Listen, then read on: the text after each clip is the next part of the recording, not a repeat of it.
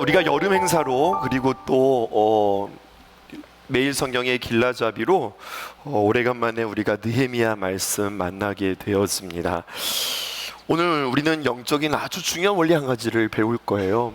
오늘 우리가 수요 기도회로 와서 우리가 함께 오늘 기도 모임 갖게 되어질 텐데, 오늘 우리가 이 말씀 붙잡고 오늘 이렇게 기도해야 되겠다. 그리고 우리는 이 땅에 살아가면서 주님의 귀한 영적인 원리들을 깨닫고 이렇게 승리해야 되겠다.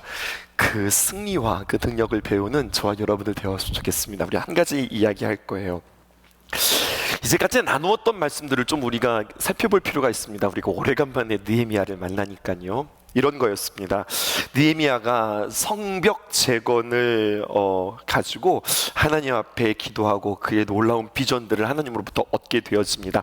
그리고 왕 앞에 담대히 나아갈 때 놀라운 일들이 일어났어요. 그건 바로 무엇이냐면, 왕이 그로 하여금 유대 땅에 돌아가는 것을 허락하는 것뿐만 아니라 지원까지 해주는 거예요. 허락만 해주는 것도 너무너무 감사한데, 왕께서 그 느헤미야를 귀하게 여기시고 그에게 모든 것들을 지원한다 하니 이것이 얼마나 큰 은혜겠습니까?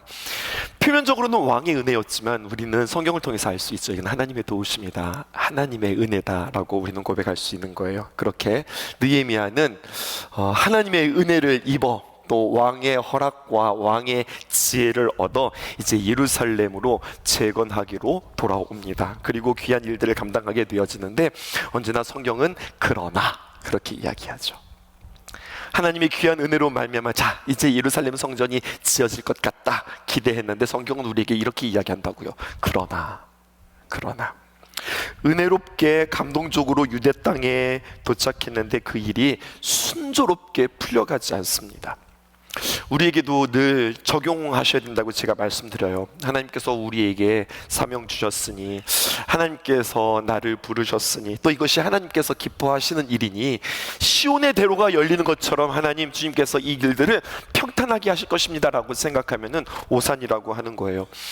하나님이 주신 사명일수록, 또 하나님께서 기뻐하시는 일일수록 방해가 있습니다. 순조로우면 오히려 우리가 의심해 볼 필요가 있습니다. 이게 하나님의 일이라고, 정말로 하나님께서 기뻐하시는 일이라고 우리가 열심히 진행하는데 뭔가 순조롭다? 오히려 방해가 없다? 그러면 오늘 여러분들에게 도전하고 싶은 거예요. 그러면 오히려 의심해 볼 필요가 있어요. 하나님은 살아계시고 역사하십니다. 아멘이십니까? 뿐만 아니라 마귀도 살아있고 역사합니다.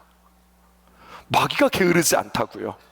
마귀가 열심을 낸다고요. 그런데 누구에게 열심을 낼까요? 세상 사람들에게는 열심을 내지 않습니다. 어차피 그들의 결론은 지옥이니까.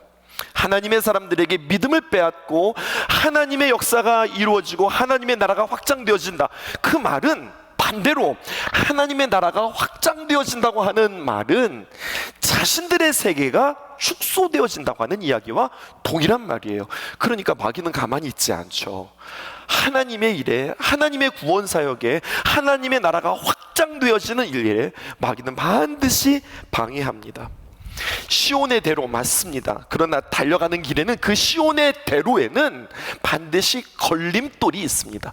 그러면 우리는 그렇게 이야기하죠. 하나님, 이 걸림돌이 우리에게 디딤돌 되게 해주세요. 걸려 넘어지는 것이 아니라, 하나님, 이 걸림돌이 우리 앞에 있거든, 우리가 이것을 딛고 우리가 일어서게 해주세요. 우리가 하나님 앞에 그렇게 기도하잖아요. 오늘 느헤미야 4장에서 걸림돌을 만났던 느헤미야가 이 걸림돌을 디딤돌로 딛고 일어서는 이야기가 오늘 성경에 기록되어져 있어요. 우리가 그거 배워서 우리의 삶 속에 반드시 하나님께서 기뻐하시는 일들을 우리는 하나하나 실천해 나갈 텐데, 걸림돌을 만날 때 이 걸림돌, 그때 우리 느헤미야에서 배웠다. 이것을 우리는 디딤돌 삼아 우리는 걸려 넘어지는 것이 아니라 딛고 점프한다, 딛고 일어선다. 이 원리를 배울 수 있는 저와 여러분 되었으면 참 좋겠습니다. 우리가 한 사람 기억해야 합니다. 느헤미야 4장에 와서 한 사람 기억해야 되는데, 그 사람은 바로 누구냐면 산발랏이라고 하는 사람입니다. 이렇게 말씀드리면 머리에 잊어지지 않을 거예요. 머리에 산발이 되어서 난리를 친다. 그래서 산발랏, 이해되시겠죠? 이름이 산발랏이에요. 근데 그가 누구냐? 사마리아 총독이었다고요. 당시에 유대 땅도 없고 사마리아 땅도 없습니다. 바벨론이 다 점령했고, 그리고 그 바벨론을 이 바사 페르시아가 또다시 먹게 되었으니, 이 페르시아 바사가 통치할 그때에 이 나라가 워낙 크니까 이거 어떻게 할까 하다가 그 땅에 총독들을 하나씩 세우기를 시작하는 거예요. 그래서 사마리아 출신의 한 사람의 총독을 세웠는데 그게 산발랏이라고 하는 거죠. 그러면 사마리아가 있으니, 북이스라엘에 사마리아가 있으니 남유다 예루살렘이 있겠죠. 그 남유다 예루살렘에는 그럼 누가 총독이 되었을까요? 오늘 느헤미야가 총독이 되어지는 거예요. 자, 지금 생각해 보실까요? 북이스라엘 그리고 남유다, 나라도 없고 바사의 제국 밑에 그들이 지금 통치받고 있고, 나라도 없고 주권도 없는 상태에서 지금 사마리아 총독은 산발랏, 남유다 총독은 느헤미야. 영역이 다른 겁니다. 전문용어로, 여러분 전문용어로 나와바리가 다른 거예요. 영역이 다른 겁니다. 그러면 산발랏이 굳이 와서 참견할 거 없고, 그리고 그들이 방해할 것 전혀 없는데 영역과 통치권이 다르기 때문에 뭐 비웃고 방해하고 이렇게 싸울 이유가, 방해할 이유가 전혀 없는데, 그런데 지금 그가 와서 방해를 하는 겁니다. 게다가 여러분 엄밀히 따져볼까요? 느헤미야가 지금 성전 건축하는 것은 자신의 일이 아니라 바사 제국의 그 왕의 명령을 받아서 하는 일이기 때문에, 만약에 이 예루살렘 건축하는 일을 산발랏이 방해한다? 그럼 뭐가 되는 거냐면 바사 왕이 계획하고 명령한 일들을 방해하는 일들이 되어진다고요. 이거 뭐가 좀 맞지 않는 일들이에요. 그럼에도 불구하고 지금 산발랏이 이 예루살렘 성전을 재건하는 일에, 성벽을 재건하는 일에 그가 지금 방해하고 나섭니다. 산발랏, 머리가 산발이라서 산발랏이 아니라 여러분 그 이름이 산발랏인데 그의 배경을 좀 살펴볼까요? 이렇게 기록되어 있어요. 느헤미야 13장 28절에 보니까 제사장, 대제사장 엘리야십의 손자 요다야의 아들 하나가 이름입니다.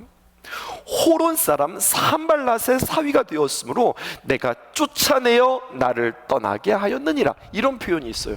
그러니까 한참 넘어가서 느헤미야 13장의 이야기거든요. 이거 도표로 제가 한번 그려드릴게요. 이렇게 그렸습니다. 대제사장이 있는데 하나님을 섬기는 대제사장이에요.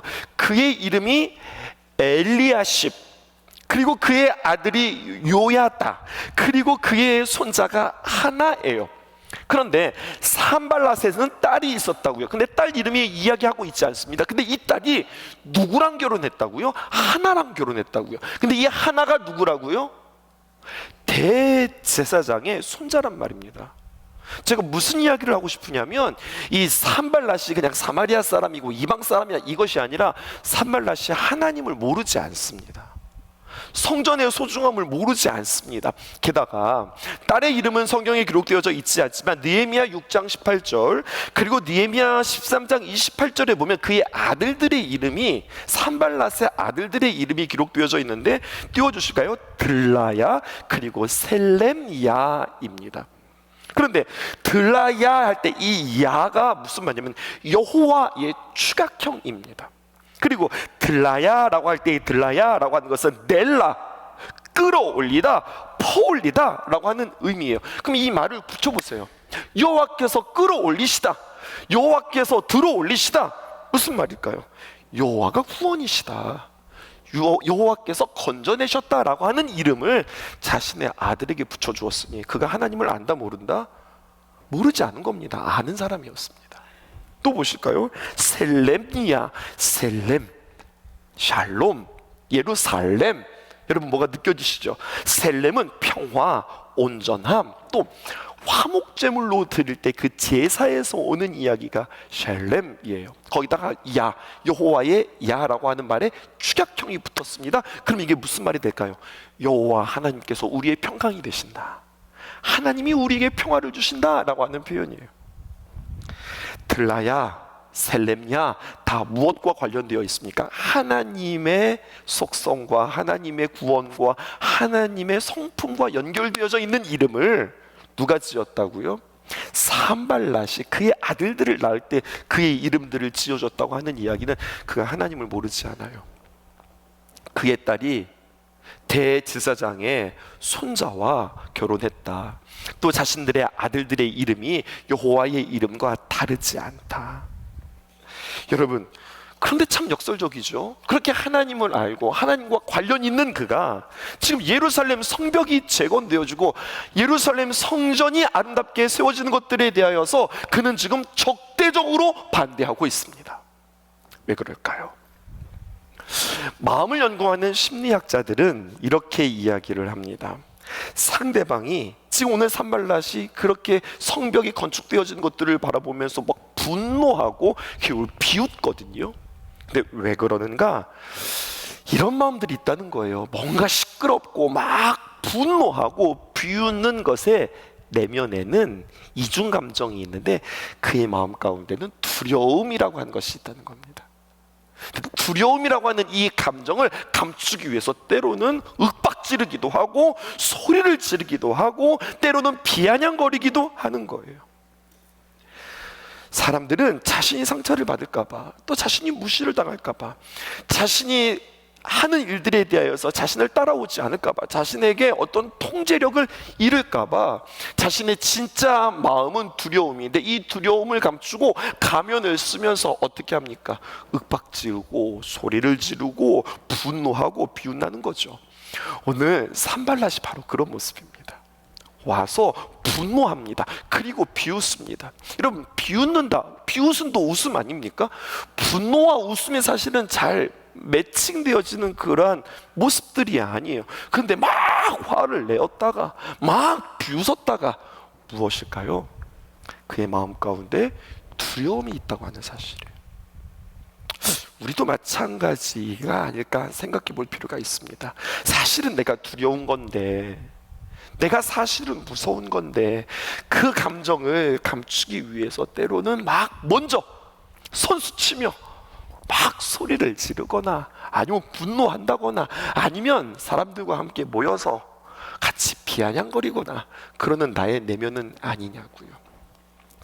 저는 두려움의 가면이라고 이야기할 때 제일 먼저 떠오르는 사람이 있습니다. 그게 바로 누구냐면 골리앗이에요. 골리앗에 대하여서 성경은 우리에게 이렇게 이야기합니다. 골리앗에는요 많은 것 두 가지가 있었습니다. 첫 번째는 무엇이 많았느냐? 골리앗에게는 그의 체구와 그의 실력임에도 불구하고 그에게 엄청난 많은 무기들을 장착하고 그리고 다윗을 싸우려 나가는 모습들이 성경에 기록되어져 있어요. 사무엘상 17장 4절에 있는 말씀을 볼까요?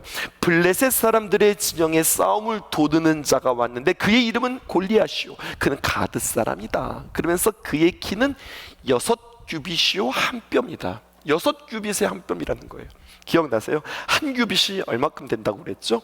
손끝에서 이 팔꿈치까지의 길이가 한 규빗입니다. 그럼 6규빗 정도 되면 어떻게 되는 걸까요? 보통 제가 재어보니까 이게 45cm 되어지더라고요. 그러니까 이게 얼마가 되는 거냐 했더니 이게 270 되는 거예요. 거기다가 6규빗에 한 뼘이에요. 근데 제가 신기한 거 발견했잖아요. 한 뼘이 어떻게 되냐면요, 딱 두 뼘이 한 규빗입니다. 사람이 이런 구조가 있더라고요. 여러분, 한 뼘, 두 뼘 하면 이게 한 규빗 되는 거예요. 여러분들 지금 막 해보시는 거예요? 그러니까 한 뼘 하니까 저의 크기로는 한 45cm 되고 한 23cm 되어지더라고요. 그러니까 골리앗의 키가 6규빗이요 한 뼘이다 그러면 거의 3m가 되어지는 거예요. 제가 182인데 이 3m라고 하면 얼마나 큰 걸까요? 반면에 지금 다윗이 골리앗을 싸우러 왔는데 그 당시 소년 다윗의 키 커봤자 한 170 되었을까요? 그러면 말입니다, 싸우는 거예요. 어떻게 싸웁니까? 5절 보실까요? 그의 장비들에 대해서 쭉 설명하는데 머리에는 노투구를 썼고 몸에는 비늘 갑옷을 입었으니 그 갑옷의 무게가 놋 5,000세겔이며 또 6절에 그의 다리에는 녹각반을 쳤고 어깨 사이에는 놋 단창을 메었더니, 그러니까 이앗하면 칼이 쫙 나오는 거예요. 뿐만 아니라 그에게 7절에 보니까 그 창자루는 배틀채 같고 창날은 철 600세겔이며 방패 든 사람 따로 불러서 방패 든 사람은 또 따로 이렇게 앞에 다니는 이런 형국입니다. 그러니까 골리앗이 체구가 3m나 되어지고 장수라고 하는 자가 소년 다윗을 싸우기 위하여서 그가 준비한 이 장비들을 보세요. 골리앗이 엄청나게 많은 무기를 자신 몸에 갖다 붙었다면, 두 번째, 골리앗에게 또 한 가지 많은 것이 있었는데, 다윗과 싸우면서 그가 말이 많습니다. 다윗이 막 쫓아온단 말이에요. 그러면 어떻게 할 것 같아요? 제 생각에는 이럴 것 같아요. 제가 골리앗이다, 다윗이 막 쫓아오는 거예요. 그럼 그냥 이게 어디서 팍 주워박으면 그냥 끝날 것만 같은데, 골리앗이 말이 많아요. 다윗을 만나면서 말이 많습니다. 뭐라고 말하는가? 이렇게 이야기합니다. 사무엘상 17장 43절에서 44절에 보니까, 블레셋 사람이 다윗에게 이르기를 네가 나를 개로 여기고 막대기를 가지고 내게로 나왔느냐 하고 그의 신들의 이름으로 다윗을 저주합니다. 저주하는데 한마디로 저주했을까요? 하여튼간 저주란 저들은 다 갖다 붙였을 거예요. 그리고 44절 보실까요? 또 블레셋 사람이 또 다윗에게 이르되, 한 번 말한 게 아니고 또 이릅니다. 또 말합니다. 뭐라고 말합니까? 내게로 오라. 내가 내 살을 공중의 새들과 들짐승에게 주리라. 주면 좋지, 뭘 굳이 이걸 자신의 입에 붙여가면서 막 저주를 하며 욕을 하며 막 큰 소리로. 다윗이 나긋나긋하게 내가 내 살을 공중의 새들과 또 짐승들에게 주리라, 뭐 그렇게 이야기했겠어요? 어쩌면 자기가 할 수 있는 모든 소리에 목청껏 큰 소리를 내며 막 다윗에게 막 소리를 질렀을 거예요. 왜 그래요? 사실은 이런 마음 아닐까요? 오지마! 오지마! 오지마! 이런 말 아닐까요? 하여튼 막 소리를 지르며 그 다윗에게 겁을 주는 겁니다. 왜 그럴까요? 두렵다는 증거입니다. 하나님의 사람 다윗을 마주하니 자신이 없는 거예요. 저희가 지금 43절과 44절을 보았지만 42절에 다윗의 모습을 우리에게 소개하고 있습니다. 그의 얼굴은 붉고 그의 모습은 아름다웠다. 근데 그게 막 얼굴이 빼어나고 이렇게 아름다운 미소년을 이야기하는 것이 아니라, 그의 모습 가운데 하나님과 함께하는 그 능력과 자신감과 눈빛과 그의 태도에, 이런 자를 내가 평생에 만나보지 못한 그의 두려움이 오늘 고스란히 성경에 기록되어져 있는 거예요. 하나님의 사람을 만나니 두렵죠. 왜요? 자기도 믿는 신앙이 있었지만 자신의 신은 죽은 신이거든요. 자신이 믿는 신은 우상이거든요. 나무를 깎아 만들고 돈을 깎아 만드는 거거든요. 하지만 다윗의 하나님은 그렇게 만든 하나님이 아니라 살아계신 하나님이었거든요. 그래서 두려운 겁니다. 오늘 여러분들에게 골리앗을 이야기했지만 똑같습니다. 똑같은 이치를 여러분들에게 장황하게 설명하는 겁니다. 산발랏, 자신의 범위도 아니고 상관도 없는데 쫓아와서 막 화를 내고 분노하고 비아냥거리고, 도비아가 와가지고 함께 이야기하는 것, 그들의 마음 가운데는 두려움이 있다고 하는 겁니다. 여러분, 이것은 마귀도 마찬가지입니다. 우리가 하나님의 놀라운 일들을 아름답게 펼쳐나갈 때 마귀는 두렵습니다.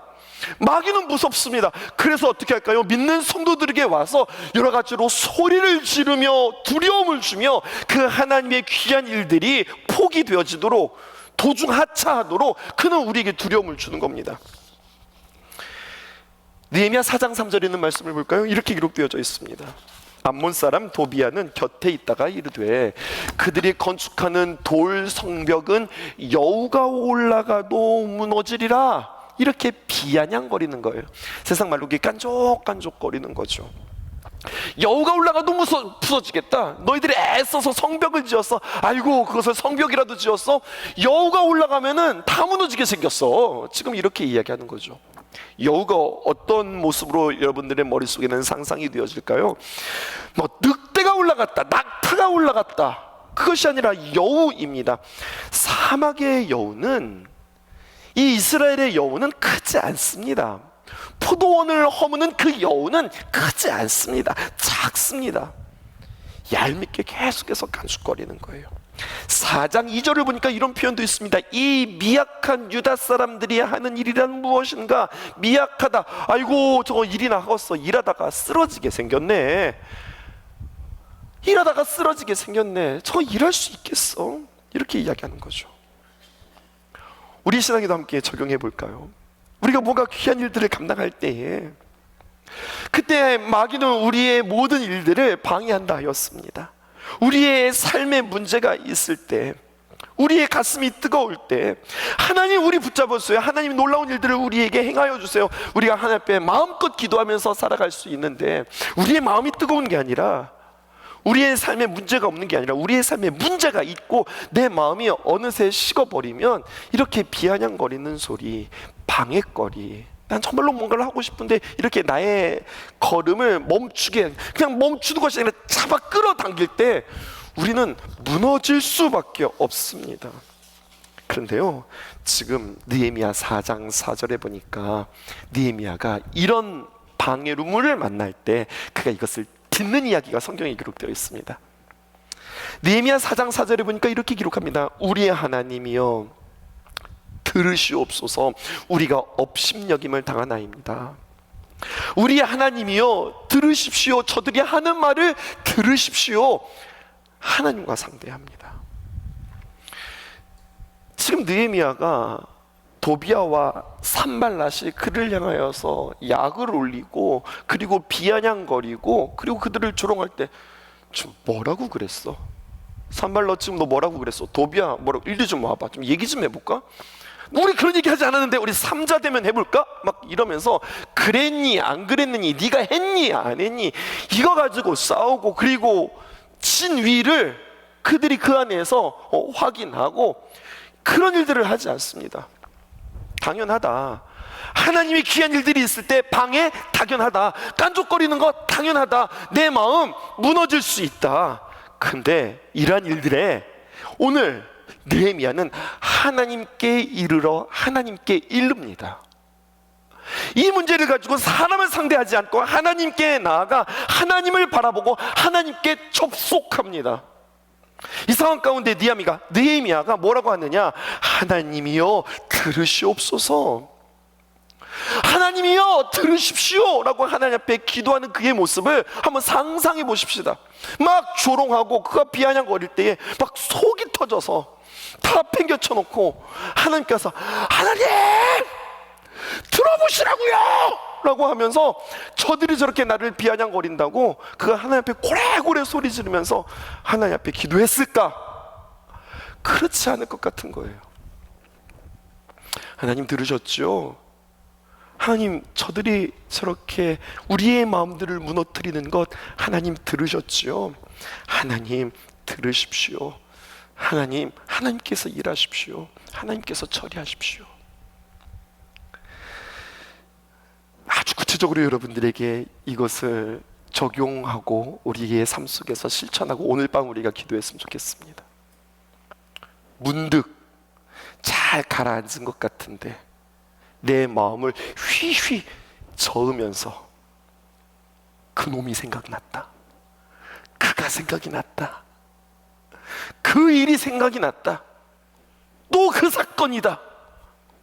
그러면 거기에 또 우울에 빠지고 또 집착하고 또 다시 묵상하는데 무엇을 묵상하냐면 그때 그 사람, 그와 했던 이야기, 내가 와 그때 그것들을 그렇게 선택했을까? 왜 내가 치고 나가지 못했을까?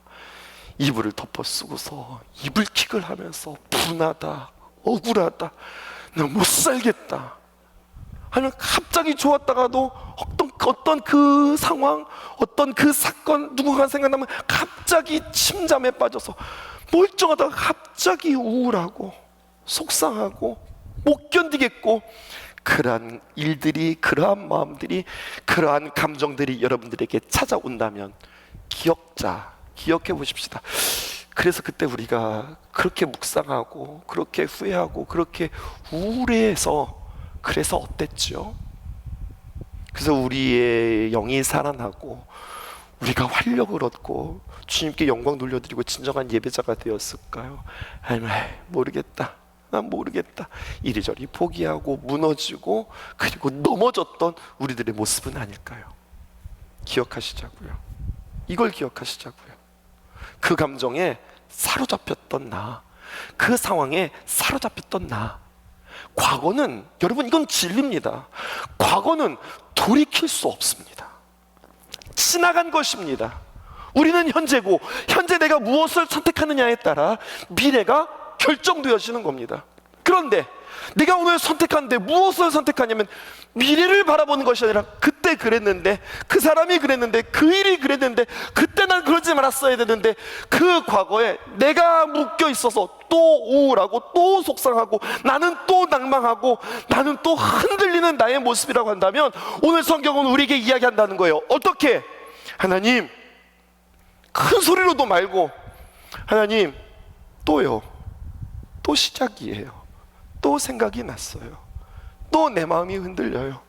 하나님, 그런데 나는 그때처럼 그렇게 묵상하지 않을 거예요. 그렇게 사로잡히지 않을 거예요. 그렇게 나는 무너지지 않을 겁니다. 하나님, 들으세요. 내 마음의 소리를 들으세요.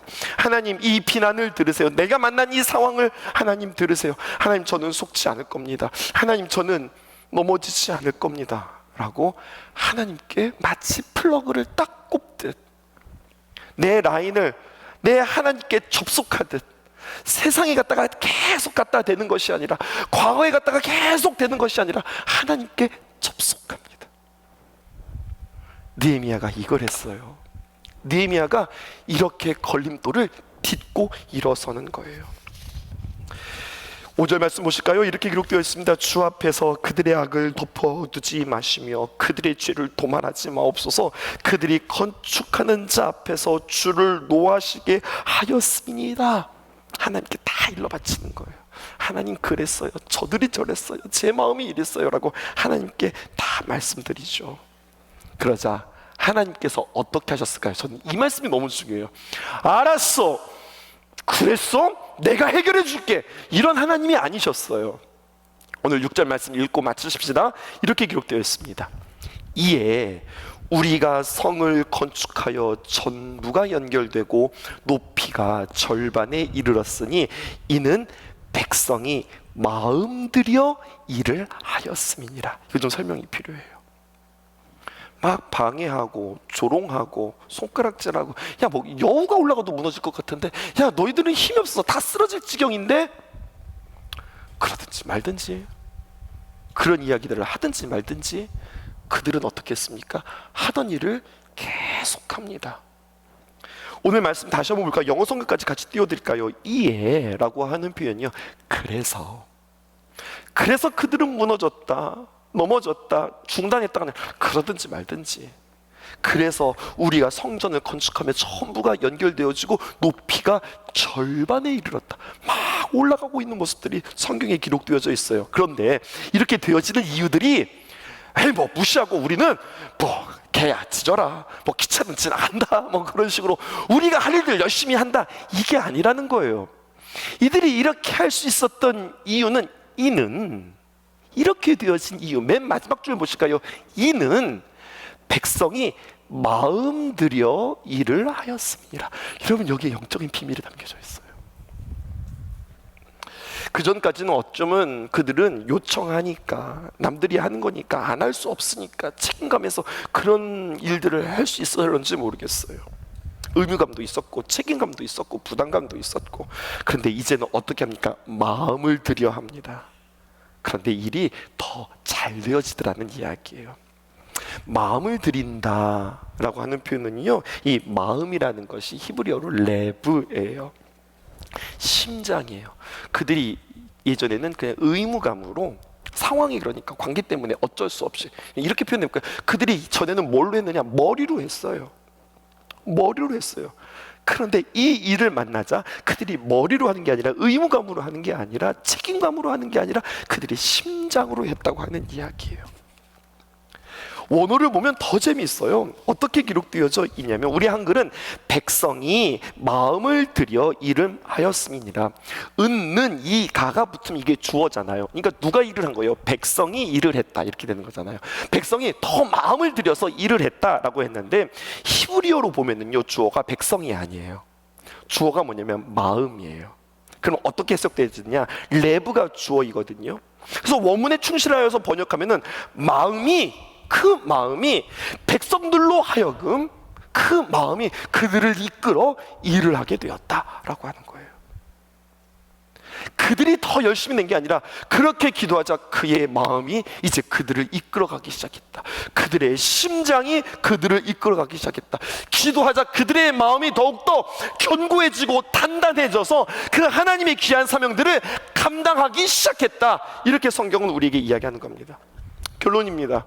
너무나 어쩌면 우리는 뻔한 이야기, 그래 힘들고 어려울 때 하나님께 고자질해, 하나님 앞에 일러, 그러면 하나님께서 해주실 거야 라고 하는 이 이야기, 잘 아는 이야기지만 이 말씀을 우리의 삶 속에 다시 한번 적용해 볼 필요가 있겠습니다. 우리가 기도할 때 우리의 마음을 더욱더 튼튼하게 하시는 분, 우리가 기도할 때 하나님은 우리의 마음을 더 힘있게 하시고 우리의 마음을 담대하게 하시는 분, 그래서 내가 하는 게 아니라 내 마음을 담담하게 하신, 또 대담하게 하신, 용기 있게 하신 그 마음으로 하나님께서 일하신다는 거예요. 정리해 볼까요? 오늘도 우리는 수많은 문제들이 우리 앞에 있고, 문제거리는 우리에게 그냥 문제거리가 아니라 우리에게는 기도거리가 되어져야 할 것입니다. 기도하면 하나님께서 그 문제를 우리에게 감사의 제목으로 바꾸어 주시고, 하나님께서 우리의 마음들을 튼튼하게 하셔서 예전에는 두려워서 감당하지 못하고 퍼져 있었던 우리의 모습을 하나님께서 우리의 마음들을 단단히 해서 우리들을 이끌어갈 것이라고요. 오늘 저는 목양실에 이런 글을 붙여놨어요.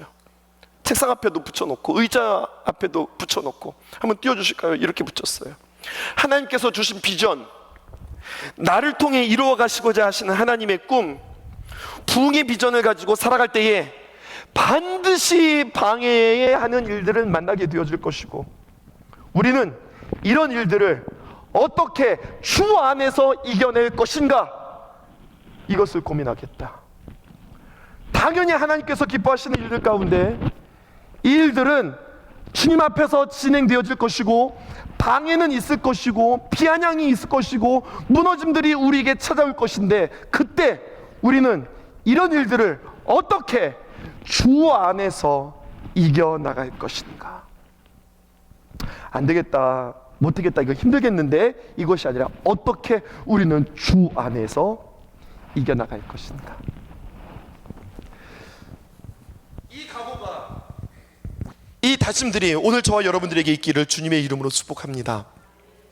하나님 앞에 이루고 기억자, 그리고 경청자, 오늘 말씀의 제목인데, 하나님이 귀한 말씀을 기억할 뿐만 아니라 난 예전에 이런 문제들을 만날 때 난 어떻게 이 문제를 해결했지, 이제는 그렇게 하지 말고 똑같이 반복하는 것이 아니라, 하나님 이거죠? 분별하며, 하나님 지금 나보고 화내라고 하는 거죠? 지금 나보고 이거 좀 포기하라고 하는 거죠? 지금 이거는 지금 입을 뒤집어 쓰고 누워야 할 각인 거죠? 그렇게 하지 않겠습니다. 하나님 시작일까요? 하나님께 맡깁니다. 하나님 내 마음을 주님께 올려드립니다.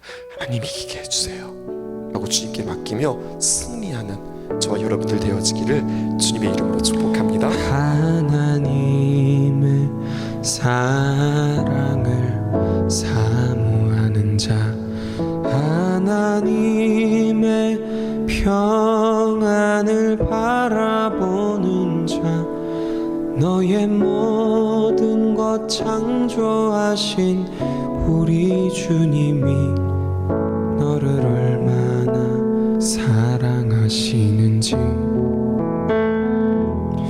하나님께 찬양과 경배하는 자, 하나님의 선하심을 닮아가는 자, 너의 모든 것 창조하신 우리 주님이 너를 자녀 삼으셨네. 하나님 사랑의 눈으로 너를 어느 때나 바라보시고, 하나님 인자한 귀로서 언제나 너에게 기울이시니, 어두움에 밝은 빛을 비춰주시고, 너의 작은 신음에도 응답하시니, 너는 어느 곳에 있든지 주를 향하고 주만 바라볼지라.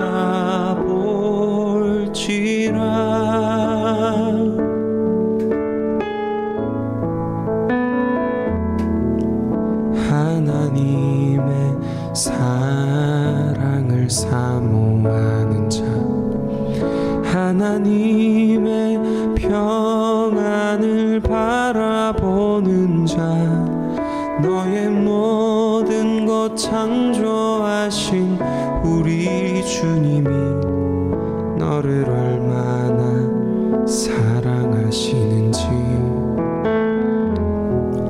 하나님께 찬양과 경배하는 자, 하나님의 선하심을 닮아가는 자, 너의 모든 것 창조하신 우리 주님이 너를 자녀 삼으셨네. 하나님 사랑의 눈으로 너를 어느 때나 바라보시고, 하나님 인자한 귀로서 언제나 너에게 기울이시니, 어두움에 밝은 빛을 비춰주시고, 너의 작은 신음에도 응답하시니, 너는 어느 곳에 있든지 주를 향하고